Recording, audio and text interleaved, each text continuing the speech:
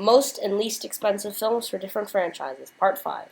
Today, the 21st through 25th highest-grossing franchises. And after this, we're gonna stop with $3 billion club franchises and go into $2 billion club franchises.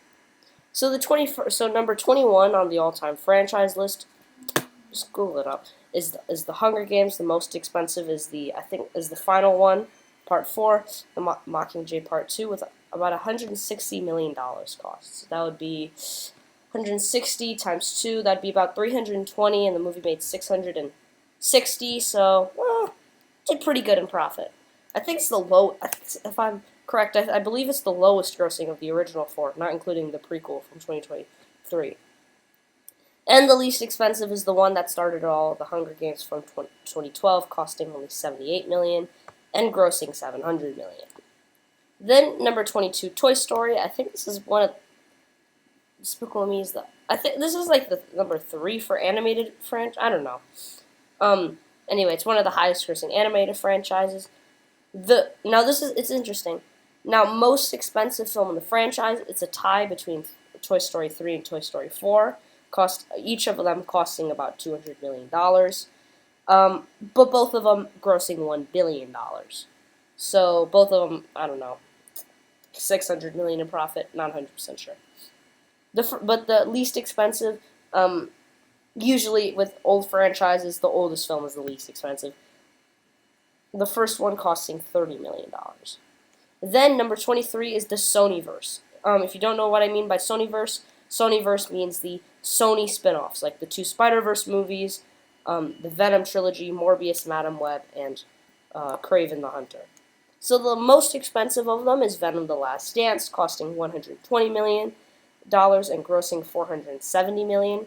Great movie, man.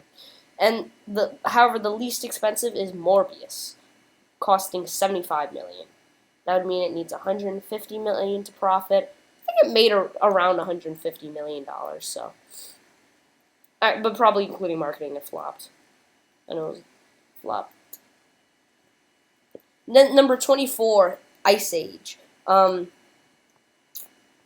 interesting thing is, I just kind of learned about yet another delay for movies. The next movie on the delay list. Anyway, the most expensive film in the Ice Age franchise is Ice Age Collision Course. That's the 5th one from 2016, costing $105 million, and I think grossing about $400 million.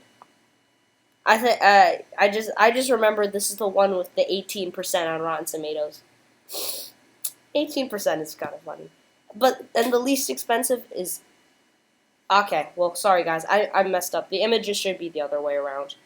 Anyway, the least expensive film in the franchise is Ice Age, costing $59 million.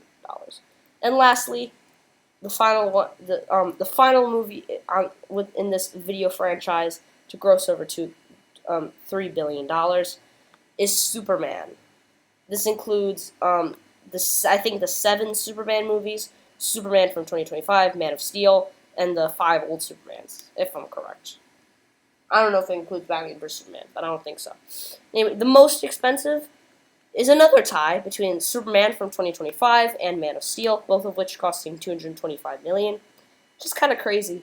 $160 million of that $225 million, Man of Steel, they paid for with promotions. I mean, it has a lot of promotions, but that's kind of crazy. Anyway, but the least expensive is Superman 4, the Quest for Peace, the old one. That one also has a 14% on Rotten Tomatoes. I don't know, it's funny. Yeah. That'll be all for today's video on the most and least expensive films for different franchises. Part 5. I don't know why I'm on Part 5. Anyway, drop down in the comments other most and least expensive films for different franchises. We got 4 more of these videos. Check out my channel for more content like this, and I can't wait to see you in my next video.